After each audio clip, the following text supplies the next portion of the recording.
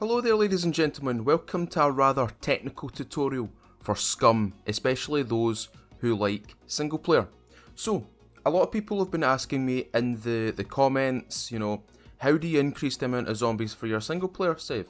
How many vehicles have you got in your world? How many animals have you got in your world? How do you add the multiplier, etc.? So today I'm going to cover that for you, okay?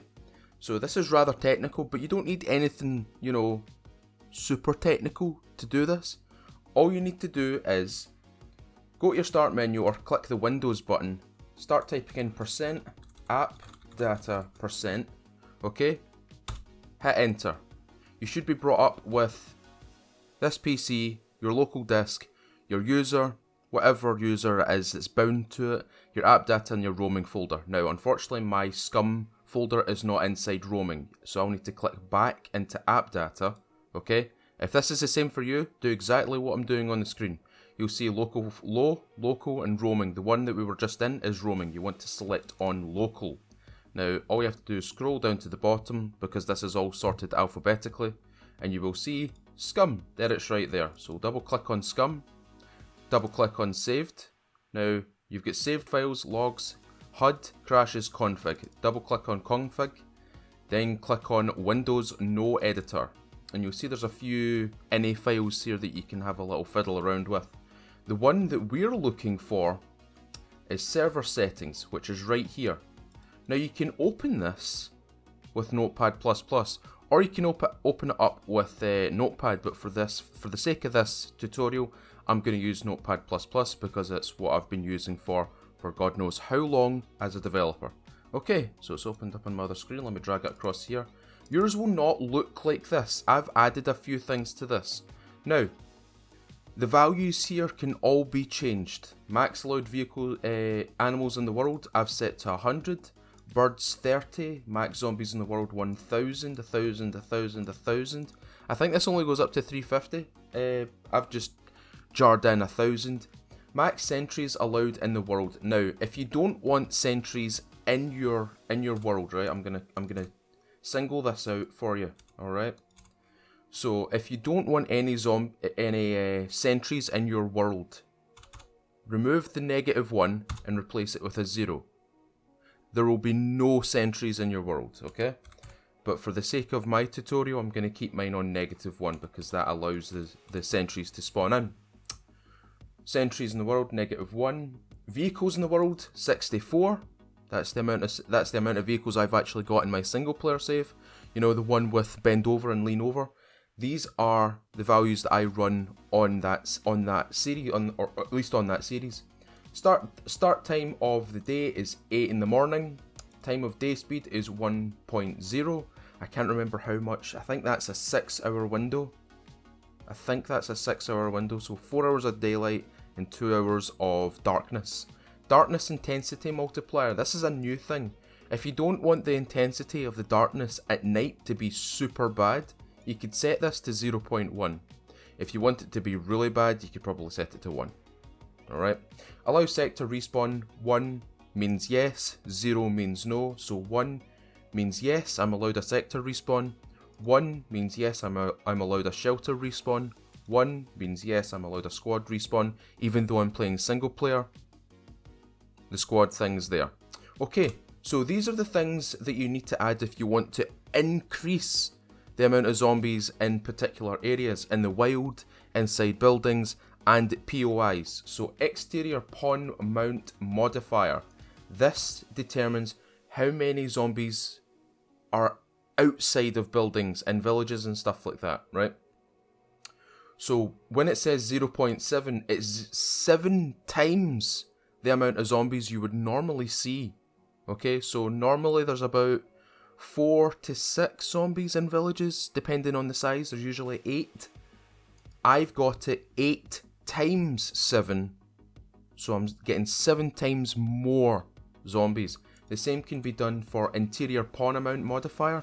This is for like bunkers, for inside buildings, for inside POI buildings. 3.5 times is more. 3.5 is probably a weird number, but 3.5 is good for me. That gives a lot of zombies inside bunkers, inside locations like, you know, the C2 bunker like we visited it the last time, and there was just too many zombies. I didn't have the firepower to do that. WildPawnAmountModifier. Now this is the amount of zombies that will spawn out in the wild, out in the forests. Like for example, if you're roaming, not in a car but on foot, this is the amount of zombies that will appear in front of you, so to speak. So 6 times the normal amount will appear in front of you. Alright? Now you need to add these. Now I'm going to put these in the description. I'm going to pin them in a comment as well made by me. If you want to open up your server settings.ini file and just copy and paste these 3 lines inside, you know, the scum bracket here, inside this this allotment of settings, you can do that and you can fine tune it to the way that you want it. If you really want to, you can turn the zombies off completely and just have the sentries, or vice versa. Okay, respawn settings. Now this is pretty obvious. Now this usually works for multiplayer servers because it's mostly to do with them. But for the single player series that I run, the random spawn location costs me 25 fame points. 50 fame points for a sector respawn, 75 for a shelter respawn, and 100 for a squad location price, or a squad location spawn, if that makes sense. If you're running a multiplayer server, you can alter these whatever way you want. You could probably make these 0 if you want to. If you're in a single player environment, you could make these 0 so you don't have to worry, you know, about the amount of fame points that you might need. You might want to increase them. Who knows? You want to make it a wee bit more hardcore for yourself. Initial time, sector time. This is the amount of time it takes to obviously respawn. You know, when you go into the death screen or the comatose screen, your first random spawn location is instantly available. Then you might find that the sector takes a wee amount of time, like maybe 20 seconds. You'll see a little white bar going round the border of the sector respawn before it's actually enabled. That's these settings right here, and this is the cooldown. The cooldown is if you constantly die, the cooldown gets reset. Random cooldown reset multiplier. Again, this is something for multiplayer. I'm not going to cover it in the single player, but for those who own, you know, your own dedicated server or a server through G-Portal, or Nitrado, I think, have servers for Scum now, which is weird. You can alter these in, you know, your multiplayer backend for that. Okay, now comes to the really good bit, right? Spawner probability multiplier. This is where you actually edit the chance of loot spawning. Now, I've got all mine set to 9, which means, you know, there's 9 times more loot. There's 9 times more chance of getting something a little bit better, something a little bit more substantial. Maybe you're looking for a gun in a location and you can't seem to find it on 1 times loot, so you need to go in and edit the ini file for 9 times. The next time you load into that single player save, you might find you have a gun, you might find you have ammunition, you might have magazines for that, you might have tactical gear, you might have things that you would not normally see in a vanilla environment. Alright? So you can set these to whatever you want. I would probably go between the area of 5 and 10. I go for 9 because I like to find things. I like to be able to find things. I like to make sure that everybody's having a good time. I'm having a good time finding things. Obviously, I wouldn't be able to find this much in vanilla because it would take way longer and it would be a lot more boring for me to look through empty, you know, boxes, empty bags, empty everything, empty lockers and gun stores and stuff like that. So I set it to 9 to make sure I find at least something in an area that I'm visiting.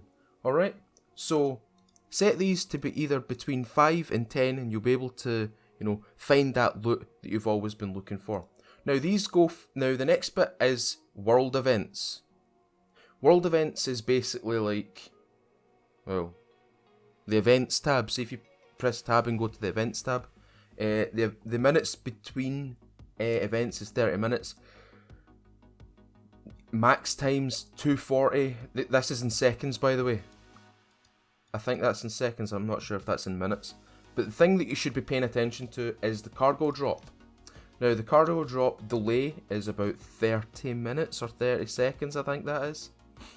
No, that's 30 seconds. That's definitely 30 seconds. Full drop delay is 30 seconds, the duration is 60, and it self-destructs in 120 seconds. So if you do your maths, 60 seconds is a minute. It's quite a long time. Okay, we've also got Sentry Damage Multiplier.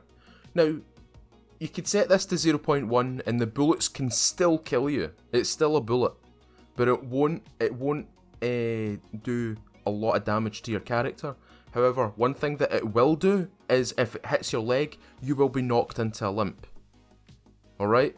Just be mindful what you put the Sentry Damage Multiplier to. I keep it at 1 because that's vanilla, that's the standard. And I don't deviate from it. The next one is where all you guys are going to have a little bit more fun, a little bit more of a hardcore experience. Zombie Damage Multiplier at 7.5, so they hit 7.5 times harder than they would in a normal vanilla environment. So that means, like you've seen on my episodes through Season 1 and Season 2 with Lean Over and Bend Over, 2 to 4 hits from a zombie is going to kill me. And that's just fact. That's just fact. 7.5 is enough to knock you out in about 2 to 4 hits, maybe 3 hits if I'm lucky. I have been one-shot by a zombie before, by an armoured zombie doing an overhead, downward stroke on top of my head, and I just knocked out. I get completely comatose out of that, and yeah, it wasn't fun. But no, this is how you change the settings for the single player save. So you're gonna need Notepad++ or Notepad by itself, which every Microsoft or Windows PC usually has. You can edit through that. Remember, when you do this, do Control S. That saves it. That's it saved. That's you ready to go. All you have to do now is boot up the game and go into your single player save, and everything has changed. Now, one thing I need to note to you guys, you can't change this whilst you're in the game. The game needs to shut down, or you need to close out of your single player save, and then you can go and start editing or fine tuning your server settings.ini file, okay? Don't edit it whilst you're in the game. None of the changes will apply. It will only apply when you shut down the servers, the single player client side server, which you don't see. It's only when you run your single player. Shut it down, or at least exit out the game, edit it from here, save it, then go back into the game. Don't edit it whilst you're in the game. You will see no changes until you close it down and reboot it again. Alright, ladies and gentlemen, I hope that helped you. I hope that helped everybody who's been asking about the server settings, how to change them, how to, update them, how to make it a more hardcore experience. Alright, ladies and gentlemen, if you've watched this video and found it helpful, please leave a thumbs up, share it with your friends, share it with your, your fellow players. If they want to find a more engaging, a more hardcore experience on single player, this is the way to do it. This is the way to edit the file safely as well as correctly.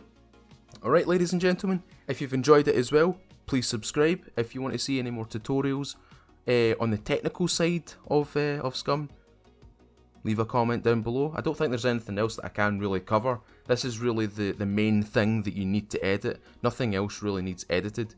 But if you want a wee bit more information regarding the server settings, throw a comment in the comment section. I'm happy to reply.